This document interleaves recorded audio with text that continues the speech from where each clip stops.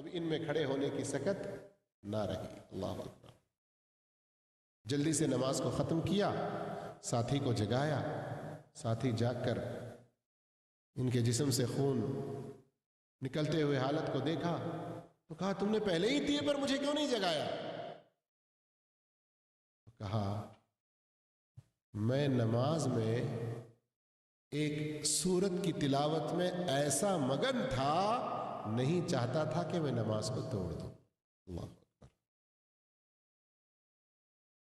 میں ایسی سورت تلاوت کر رہا تھا اور سورت میں غور و فکر کر رہا تھا کہ میں نہیں چاہتا تھا کہ یہ سورت جلدی ختم ہو جائے اور میں نماز کو جلدی سے ختم کروں، لیکن جب ہمت نہ رہی تو اب، اور وہ دشمن جب دیکھا کہ یہ لوگ ہلچل کچھ جاگ گئے ہیں، حرکت کر رہے ہیں، تو وہ تو بھاگ گیا، لیکن ان کی نماز کی حالت پر غور کیجیے۔ تیر لگنے کے باوجود نکال کے پھینک دے رہے ہیں، لیکن اپنی نماز توڑنا اور چھوڑ دینا گوارا نہیں کر رہے، اس لیے کہ وہ نماز میں جس صورت کو پڑھ رہے ہیں اس پر غور و فکر بھی کر رہے ہیں۔ اسی طرح نماز پڑھنے والا آدمی بالخصوص سورہ فاتحہ کی تلاوت جب وہ کر رہا ہے پورے ہوش و حواس کے ساتھ، بات تو آئی ہے لیکن تکرار نہ سمجھیے، مزید اس کو سمجھنے کے لیے خاص کر سورہ فاتحہ کی یہ فضیلت ہے کہ جب کوئی نمازی نماز میں الحمدللہ رب العالمین کہتا ہے، اللہ تعالیٰ جواب دیتا نہیں دیتا؟ صحیح مسلم شریف کی حدیث ہے، حمدنی عبدی، اللہ کہتا ہے میرے بندے نے مجھ سے میری تعریف کی، میری حمد بیان کی۔ الرحمن الرحیم پڑھتا ہے، اللہ کہتا ہے اثنا علی عبدی، میرے بندے نے میری ثنا بیان کی۔ الرحمن الرحیم مالک یوم الدین کہتا ہے، اللہ کہتا ہے مجدنی عبدی۔ اسی طرح آیت کا جواب دیتا رہتا ہے۔ صحیح مسلم میں آگے اللہ رب العالمین کہتا ہے ھذا لعبدی ولعبدی ما سأل اہدنا الصراط المستقیم صراط الذین انعمت علیہم غیر المغضوب علیہم ولا الضالین جب کہتے ہیں تو اللہ کہتا ہے میرے بندے نے جو مانگا ہے میں اس کو عطا کروں گا۔ تو نماز وہ مقام ہے، نماز وہ عبادت ہے دنیا میں جہاں آپ کے مسائل حل نہیں ہو رہے ہیں، آپ کی پریشانیاں بڑھ رہی ہیں،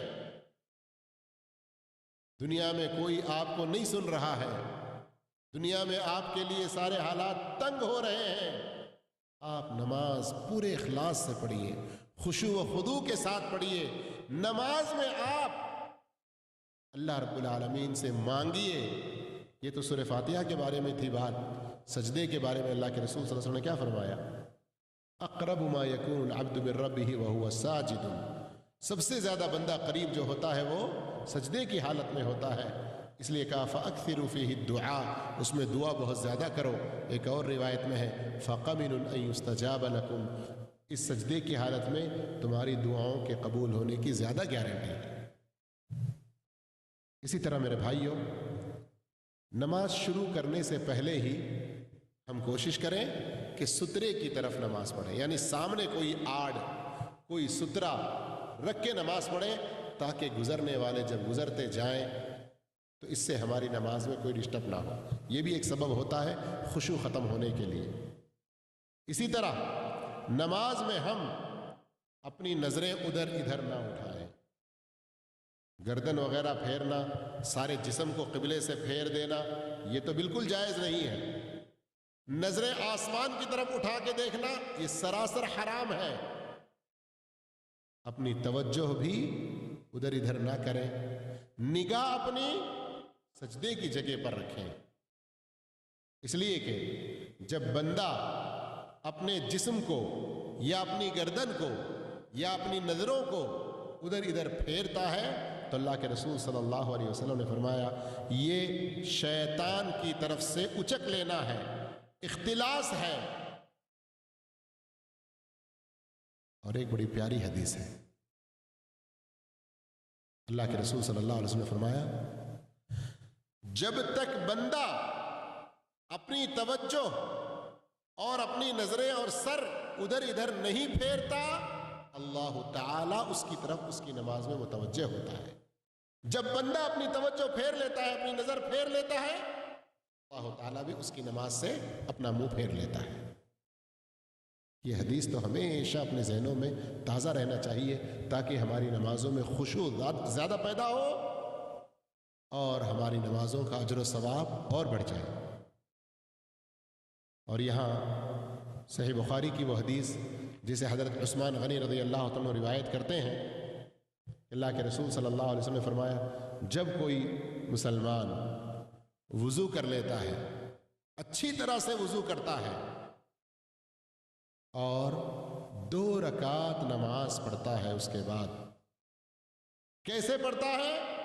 یقبل بوجہہ وقلبہ، پوری طرح اپنے آپ توجہ کے ساتھ پورا اپنا دل اس نماز میں لگاتا ہے، اللہ تعالیٰ اس کے بدلے اس کو جنت عطا کرتا ہے۔ یہ نماز میں خشوع خضوع کا ایک بہت بڑا پھل ہے۔ اور اس طرح ہم نماز میں نہ نظریں اٹھا کے دیکھیں، نہ گردن کو ادھر ادھر موڑیں، اور نہ ہی ہم کسی اور جگہ پر توجہ کریں، بلکہ سجدے کی جگہ پہ دیکھیں اور اپنے دل کے اندر بھی جو صورتیں پڑھ رہے ہیں اور جو آیتیں پڑھ رہے ہیں، جو دعائیں پڑھ رہے ہیں، ان میں غور و فکر کریں۔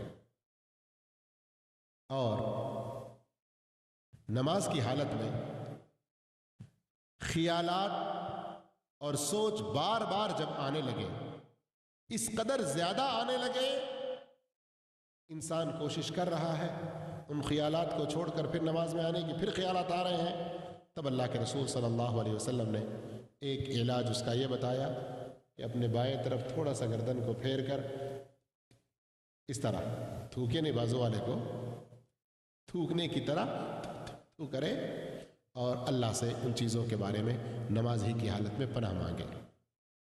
نماز میں خشوع و خضوع پیدا ہونے کے لیے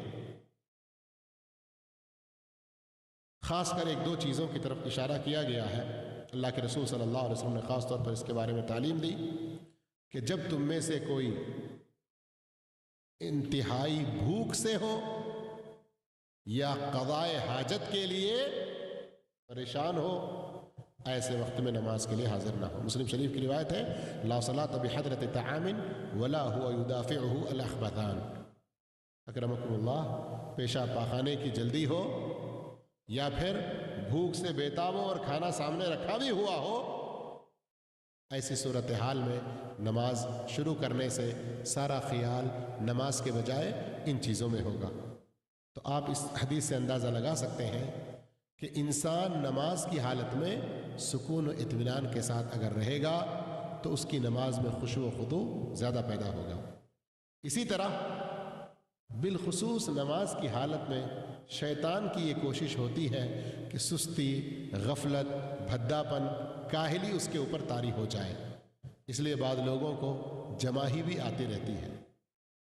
تو ایسے موقع پر اللہ کے رسول صلی اللہ علیہ وسلم کا فرمان ہے، اذا تثاءب احدکم فی الصلاۃ فلیقظم، جب تم میں سے کوئی نماز کی حالت میں ہو اور اسے جماہی آنے لگے تو وہ اسے روک لے، حتی الامکان کوشش کرے، اس لیے کہ آپ نے فرمایا فلیقظم ما استطاع، جہاں تک ہو سکے وہ اسے روکنے کی کوشش کرے۔ فإن الشیطان یدخل، اس راستے سے بھی شیطان داخل ہو کر نماز میں اپنے خشوع و خضوع کو ختم کرنے کی کوشش کرتا ہے۔ اور اسی طرح میرے بھائیوں، نماز میں اور بالخصوص جماعت کی نماز میں، جماعت سے جب ہم نماز پڑھ رہے ہوں تو جماعت کے ساتھ جب نماز پڑھ رہے ہوں تو اس موقع پر صفیں بالکل سیدھی ہونی چاہیے۔ ایک تو صف آگے پیچھے ٹیڑھی بھی نہ ہو اور ہر 2 آدمیوں کے بیچ میں ایسا فاصلہ نہ ہو جیسے اللہ کے رسول صلی اللہ علیہ وسلم نے فرمایا، کیا ہو گیا ہے تم میں سے کچھ لوگ نماز میں ایسا فاصلہ چھوڑتے ہیں، میں دیکھتا ہوں کہ شیطان بکری کے بچے کی شکل میں بھی اس میں سے داخل ہوتا ہے۔ تو اس لیے آپ صلی اللہ علیہ وسلم نے کیا حکم دیا کہ ہر 2 آدمی صف کو بالکل سیدھی رکھے، انتہائی قریب ہو کر کھڑے ہو جائے۔ کیسے؟ تراسو، تراس، مثال طور پہ یہ دیوار، یہ تو ستون ہے، دیوار میں اینٹیں जुड़ी होती हैं पूरी तरह से, या फिर उनके दरमियान में फासला होता है 1 आधे फीट का? कैसे होती हैं? बिल्कुल जुड़ी होती है ना। अगर उनके दरमियान में जैसे बाज़ जगहों पर होता है सिर्फ एक पर्दे की शक्ल में, बीच में तकरीबन 6 इंच या 5 इंच या 4 इंच के फासले के साथ में हवा भी आए, सुराख वगैरह की शक्ल में भी बाज़ लोग छोड़ के दीवार बनाते हैं ना बाज़ जगहों पर, वो दीवार मजबूत होती है? ज़्यादा नहीं होती वो दीवार मजबूत। भले ऊपर में प्लास्टर करें, तलिस करें, वो दीवार उतनी मजबूत नहीं होती। वो दीवार ज़्यादा मजबूत होती है जिसमें ईंटें एक दूसरे के साथ इस तरह जुड़ी होती हैं। सफ़ों के बारे में भी अल्लाह के रसूल सल्लल्लाहु अलैहि वसल्लम ने फरमाया तरासू, हर नमाजी दूसरे नमाजी के साथ करीब होकर खड़े हो। अनस रज़ियल्लाहु अन्हु फरमाते हैं, जब अल्लाह के रसूल सल्लल्लाहु अलैहि वसल्लम फरमाते हैं अकीमू सुफूफकुम, तुम अपनी सफ़ों को दुरुस्त करो, युल्ज़िक़ु अहदुना बिमनकिबी बादी, हम में से एक सहाबी दूसरे सहाबी के कांधे से कांधा और कदम से कदम मिला के रखते। और अल्लाह के रसूल सल्लल्लाहु अलैहि वसल्लम ने फरमाया इससे पहले जन्नत में जिन नेकियों के ज़रिए मकानात और महल और बेहतरीन पैलेस हमको मिलेंगे, उसमें भी हदीस आई थी कि आप सल्लल्लाहु अलैहि वसल्लम ने फरमाया मन सद्द फुरजतन बनल्लाहु लहु बैतन फिल जन्नह व रफ़अहु बिहा दरजा, जो शख्स सफ़ में खाली जगह को पुर कर दे, बंद कर दे, अल्लाह उसके लिए जन्नत में घर बनाएगा और उसके दर्जे को बुलंद करेगा। इस तरह से मेरे भाइयों, ये चंद असबाब जिसके ज़रिए हम नमाज में खुशू व खुदू को बढ़ा सकते हैं, नमाज में खुशू व खुदू को इख्तियार कर सकते हैं। और अल्हम्दुलिल्लाह इस सिलसिले में जो किताबें उर्दू ज़ुबान में भी कई आई हुई हैं, पम्फलेट भी आए हुए हैं, उनसे भी फ़ायदा उठा सकते हैं और बाद उलमाए किराम की सीढ़ियों से भी फ़ायदा उठा सकते हैं। और हमारे उस्ताद मोहतरम शेख मक़सूद हसन फ़ैज़ी हफ़िज़हुल्लाह की हमारी नमाज़ें क्यों कबूल नहीं होती, इस पर भी 2 सीढ़ियाँ या फिर मेमोरी कार्ड में भी बयान आ सकता है, मौजूद है। सुने, फ़ायदा उठाएं। अल्लाह मुझे आपको सबको नेक तौफ़ीक़ अता फ़रमाए, नमाज़ों में हमारे खुशू खुदू के इख्तियार करने की तौफ़ीक़ अता फ़रमाए। जज़ाकुमुल्लाहु खैर। वस्सलामु अलैकुम व रहमतुल्लाहि व बरकातुहू।